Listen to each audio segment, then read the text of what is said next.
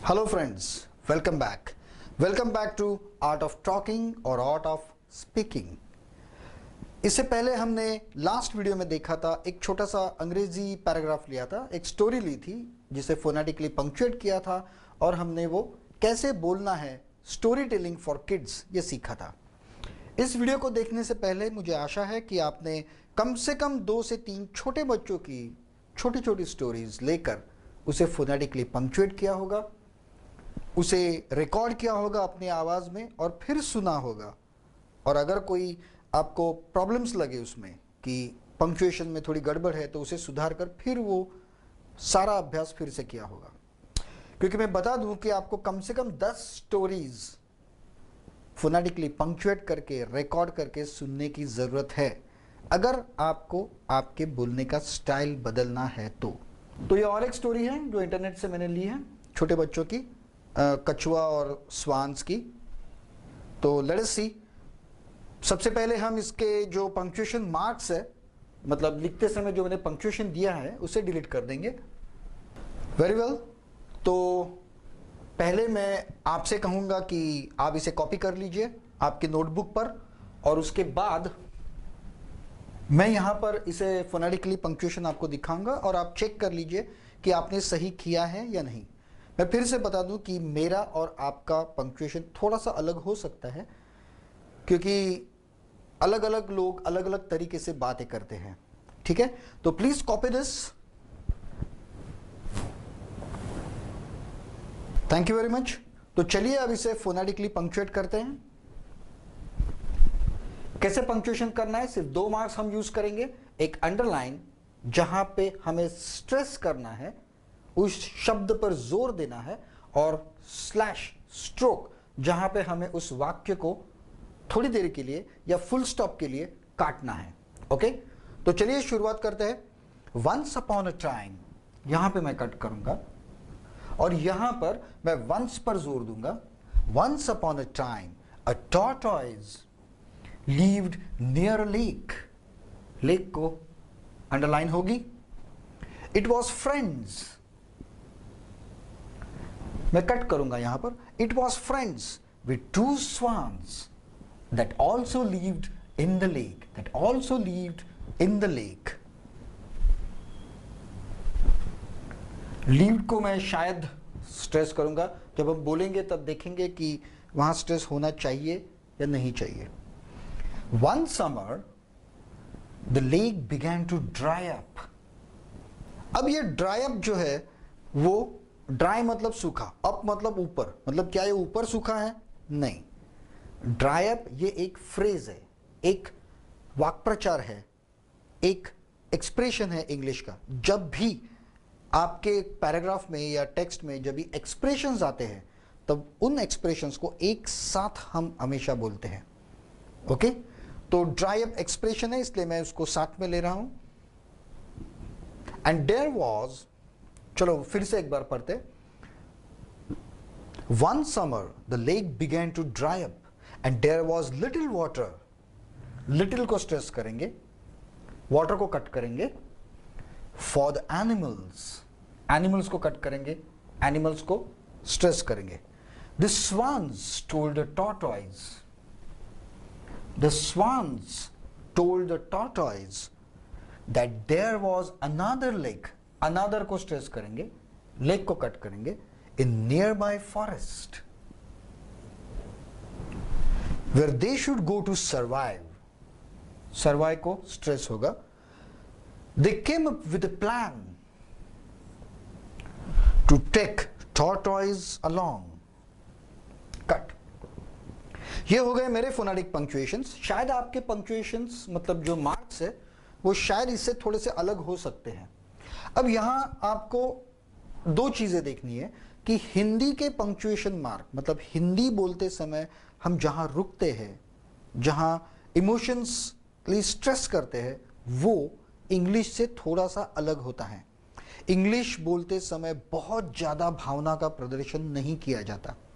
दूसरी बात, जहां पर आपको एक्सप्रेशंस आएंगे, dry up, once upon a time, जैसे a jack of all trades, ऐसे कई एक एक्सप्रेशंस इंग्लिश में होते हैं जिसे हम साथ में बोलेंगे। वहां पे काटना नहीं है, मतलब the lake began to dry up, नहीं, ऐसा नहीं कहते। The lake began to dry up. Okay, तो चलिए इन पंक्चुएशन मार्क्स को देखिए आपने ऐसे ही किए हैं या कुछ थोड़े अलग किए हैं। अब हम इसे पढ़ते हैं। Once upon a time, a tortoise lived near the lake. It was friends with two swans that was lived in the lake. One summer, now summer को यहां मैंने बोलते समय स्ट्रेस किया, तो इसे मैं थोड़ा सा स्ट्रेस करूंगा। One summer, या फिर आप वन को भी स्ट्रेस कर सकते हैं। चलो वन को स्ट्रेस करके देखते हैं। Okay,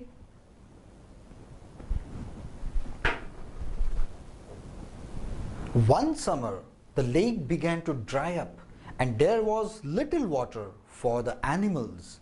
The swans told the tortoise that there was another lake in nearby forest where they should go to survive.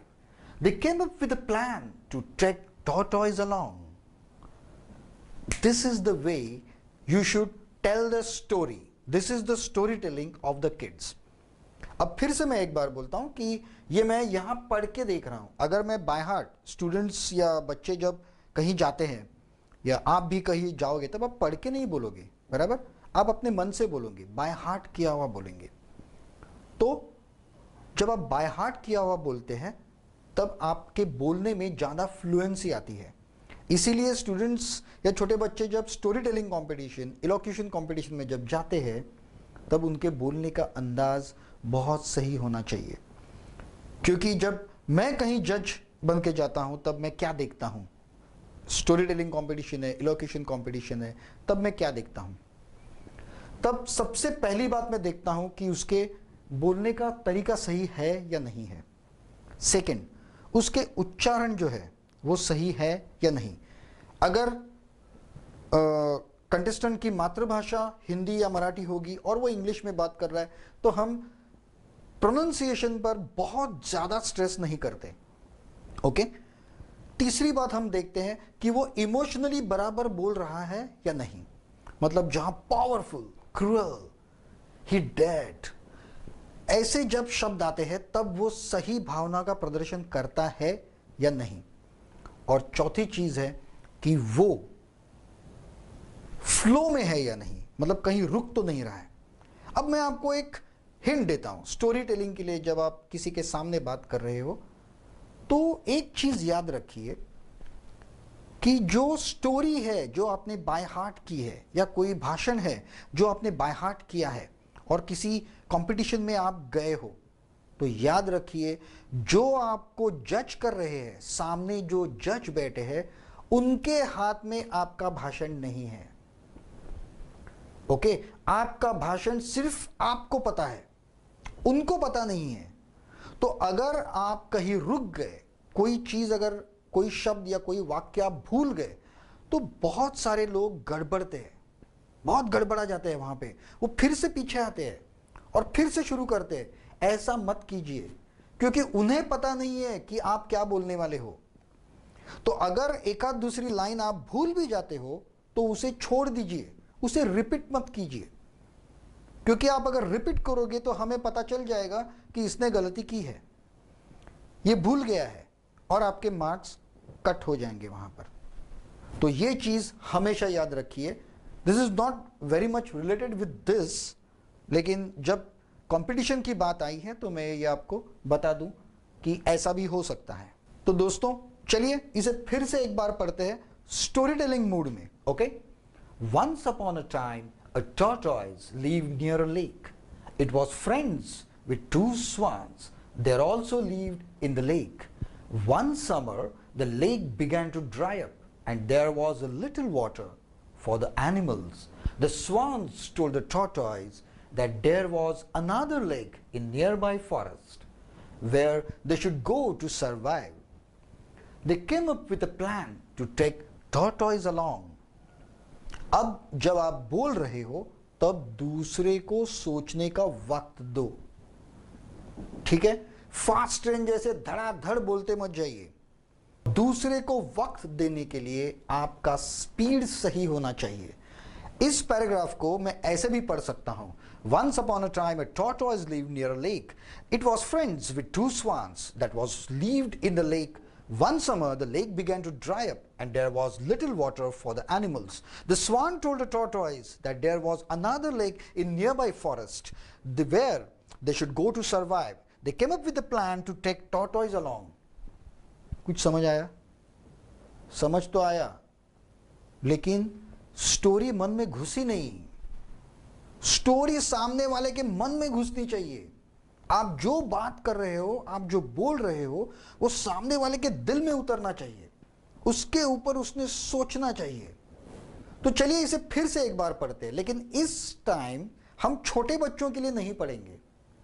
Small kids story telling नहीं करेंगे, एक जनरल पढ़ेंगे. मतलब जैसे टीचर्स क्लास में बुक पढ़ रही हो या कुछ पढ़ रहे हो वैसे पढ़ेंगे, या आप कोई स्टोरी बुक आपके मन में पढ़ रहे हो उस प्रकार हम उसे पढ़ेंगे.